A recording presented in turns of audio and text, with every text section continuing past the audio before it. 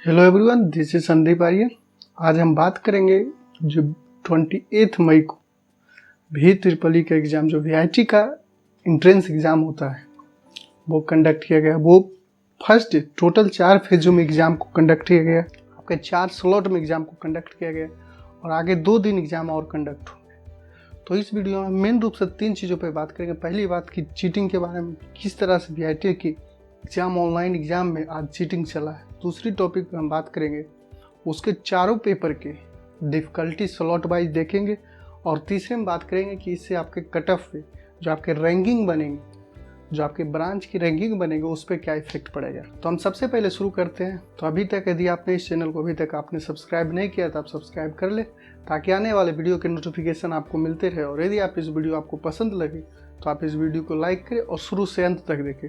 हम इस वीडियो में जो टॉपिक डिस्कस करेंगे, पहले टॉपिक चीटिंग पर डिस्कस करेंगे, दूसरे टॉपिक को जो डिस्कस करेंगे वो आपके एग्जाम किस लेवल के एग्जाम थे और कौन स्लॉट डिफिकल्ट पूछेगा और कौन स्लॉट इजी पूछेगा। और जो थर्ड टॉपिक हमारा होगा वो होगा कि आपके इसके बाद कट ऑफ में क्या इंक्रीज होगा या डिक्रीज होगा। आज जिस तरह से चीटिंग चला है, अब हम चीटिंग जो चला है वीआईटी में, उसमें देखा गया कि फर्स्ट स्लॉट के क्वेश्चन काफ़ी इजीली लिखो, सेकेंड स्लॉट के क्वेश्चन भी, लेकिन थर्ड स्लॉट से देखा गया कि आपके क्वेश्चन के जस्ट ऊपर। तो हम बात करते हैं चीटिंग पे, किस तरह से आज उसके एग्जाम में चीटिंग चला। तो हम बात करते हैं कि जो चीटिंग की सिनेरियो रहा कि आपके जो फर्स्ट स्लॉट के क्वेश्चन पेपर थे वो काफ़ी इजीली लिख हो गए, जबकि सेकेंड स्लॉट के क्वेश्चन पेपर यानी कि जो सेट 1B था उसके भी पेपर इजीली लिख हो गए। लेकिन जिस तरह से थर्ड शिफ्ट और फोर्थ शिफ्ट हुए उसमें पेपर आप इजीली लिख नहीं कर सकते थे, क्योंकि उसके उस ऊपर उसने एप्लीकेशन नंबर लिख दिया था, जिससे साफ इंडिकेट करता है कि आने वाले दिन में आपके लिए पेपर पे डिफ़िकल्टी इंक्रीज होने वाली है। यानी कि जो आपसे पेपर पूछे जाएंगे वो डिफ़िकल्ट मीन्स कि आने वाले जो दिन हो उसमें जो चीटिंग का सिनेरियो वो कम होगा, क्योंकि हो सकता है वीआईटी आपकी एप्लीकेशन को वो ट्रेस करे या तो आपके देखे, वो इंक्वायरी बैठ सकता है। इसलिए आप गुजारिश है कि आप चीटिंग पे थोड़ा कम फोकस करें। यदि आपने जो भी पढ़ाई की है, यदि आप उसी पे टिके हुए रहेंगे तो भी आप एक अच्छे स्कोर कर सकते हैं। तो हम दूसरी बात करते हैं कि आखिरकार पेपर का डिफ़िकल्टीज वाइज क्या था, स्लॉट वाइज डिफ़िकल्टी क्या था। तो हम बात करते हैं फर्स्ट स्लॉट की। फर्स्ट स्लॉट के पेपर में देखा गया कि आपके जो फिजिक्स के क्वेश्चन थे वो काफ़ी ईजी क्वेश्चन थे। जैसे एज यूजुअल जैसे मैंने कहा था कि आपके क्वेश्चन डायरेक्ट फार्मूले से पूछे जाएंगे। तो फर्स्ट स्लॉट के लगभग फिजिक्स के मैक्सिमम क्वेश्चन आपके फार्मूले बेसिस पे पूछे गए। और उसमें केमिस्ट्री भी एज यूजुअल बोला गया था कि आपके एनसीईआरटी लेवल से ऊपर के नहीं आएंगे, और केमिस्ट्री भी एज यूजुअल एनसीईआरटी के लेवल से पूछे गए, यदि 1-2 क्वेश्चन को हटा दिया जाए तो। हम बात करते हैं मैथ जो इसमें अनएक्सपेक्टेड आ गया था। दैट मीन्स मैथ का जो लेवल होना चाहिए था वो लेवल नहीं आया, उससे थोड़ा सा टफ आ गया। इसी के साथ मैथ में थोड़ा मॉडरेट में आ गया, जो कि नहीं आना चाहिए था। तो हम बात करते हैं इसका ओवरऑल डिफिकल्ट क्या था। तो इसका जो ओवरऑल डिफिकल्ट हम एक रेफरेंस मानते हैं, एक पॉइंट का रेफरेंस मानते हैं। यदि पॉइंट 1 पे यदि हम 1 से 10 तक रेफरेंस मानते हैं, यदि जिसका 1 रेटिंग मिले यानी कि वो पेपर वेरी इजी, बहुत आसान पेपर था, लेकिन जिसका 10th मिले वो पेपर मोर डिफिकल्ट था। तो हम इस बात करते हैं कि 1A स्लॉट का जो पेपर था उसका जो डिफिकल्टी लेवल था 5 आउट ऑफ 10 था, यानी कि ना तो ज़्यादा ईजी था ना तो ज़्यादा हार्ड था, मतलब मॉडरेट था, यानी इजी टू मॉडरेट के बीच में था। इसलिए आप इससे अच्छे से कर सकते थे। बात करते हैं स्लॉट बी की। तो स्लॉट बी की जो बात की जाए उसमें देखा गया कि आपका फिजिक्स मॉडरेट पूछ लिया गया।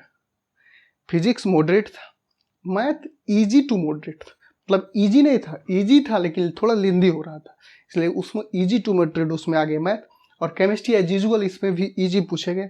और जिस तरह इसमें मैथ फिजिक्स को मॉडरेट किया गया और मैथ लेंदी होने के कारण इसका जो ओवरऑल डिफिकल्टी देखा गया कि जो 1A का स्लॉट था उससे थोड़ा सा पेपर डिफिकल्ट बन गया, जिसको हम रेटिंग करते हैं 6 आउट ऑफ 10, यानी कि थोड़ा सा डिफिकल्ट था। और जो इस दिन का सबसे टफ स्लॉट आया था वो था 1C का स्लॉट, जिसमें देखा गया कि आपके फिजिक्स तो इजी पूछे गए जो कि आप कैलकुलेशन और आपके फार्मूला बेसिस पे बन। लेकिन प्रॉब्लम यहाँ हुई कि इन्होंने केमिस्ट्री को मीडियम कर दिया और मैथ को भी मीडियम कर।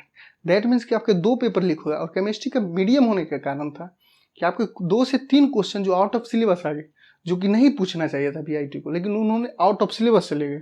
इसलिए आपसे गुजारिश, जिनका 31 को है वो थोड़े से मतलब बायोमोलिक्यूल्स के जैसे चैप्टर हो गए और लास्ट के जो पॉलीमर के चैप्टर हो उसमें उनके सिलेबस से थोड़ा सा आगे पीछे भी देखें, क्योंकि जो भी क्वेश्चन आउट ऑफ सिलेबस आए हैं 1C में वो क्वेश्चन बायोमोलिक्यूल से और पॉलीमर के ही क्वेश्चन थे।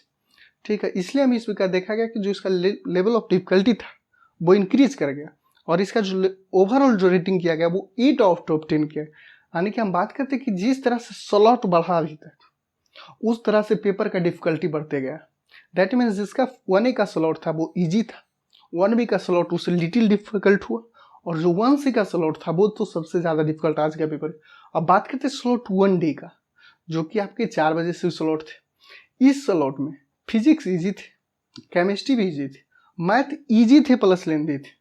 दैट मीन्स इसका जो स्लॉट था वो 1A का स्लॉट से मिल गया। अप्रोक्स उन दोनों का स्लॉट एकदम सेम स्लॉट का था। तो इसकी हम बात करते हैं। तो ओवरऑल जब बात की जाए कि आपकी जो डिफिकल्टी लेवल थी 1D स्लॉट की वो भी समहाउ 5 आउट ऑफ 10 थे, यानी कि 1A के स्लॉट और 1D का स्लॉट लगभग सेम था। ठीक, अब बात करते हैं उसके बाद कि आने वाले दिन जो होंगे 2A दिन उसमें क्या होगी। तो उसमें देखा जाएगा कि फिजिक्स एज यूजुअल रहेंगे, केमिस्ट्री फिर मैथ में थोड़ा लेंदी किया जा सकता है। इसलिए जो 2 के स्लॉट के एग्जाम उसमें मैथ में थोड़ा सा डिफिकल्ट पूछ लिए जाएंगे, लेकिन थोड़ा ज़्यादा डिफिकल्ट नहीं होंगे। इसलिए जो 2B के स्लॉट में है उसके लिए ऑल द बेस्ट। आप एग्जाम में जाए, आप रिलैक्स होकर एग्जाम दें और एक अच्छी से आपने जो तैयारी की आपने पिछले 1 साल 2 साल और मेरे साथ जो 1 मंथ ने आपने तैयारी की उस तैयारी का भरपूर फायदा उठाए। और बात करते हैं जो बात सबसे अंतिम पॉइंट पे आते हैं, जो 3rd पॉइंट था वो कट ऑफ था। तो जिस तरह से चीटिंग चला है आज के एग्जाम पेपर में उससे कट ऑफ तो इंक्रीज होने वाला है, इसमें कोई शक नहीं। तो हम बात करते हैं कि जिस तरह से आज चीटिंग चला गया, यदि ये चीटिंग रुकता है कल से तो आपका कट ऑफ में 2 से 3 मार्क्स का इंक्रीज तो होंगे ही होंगे। लेकिन यदि ये चीटिंग कल से भी नहीं रुका तो ये जो आपके कट ऑफ में हो जाएंगे वो 7 से 8 से 9 नंबर की डिफरेंस आ जाएंगे। दैट मीन्स कि जो आपको मैंने पहले बताया था कि यदि आपका 70 से ऊपर मार्क्स आएंगे तो आपको 1K के अंदर रैंक मिल जाएंगे और आराम से आपको CSE कोर मिलेंगे। अगली डिफिकल्टी आगे मतलब रुके नहीं, तो यदि आपके 74-75 नंबर से कम आए तो आपको CSE कोर नहीं मिल सकता, क्योंकि जिस तरह से इस समय चीटिंग चल रहा है वो आपके ओवरऑल रैंक पर डिफिकल्ट बना देगा। इसी के साथ हम इस वीडियो को करते हैं समाप्त।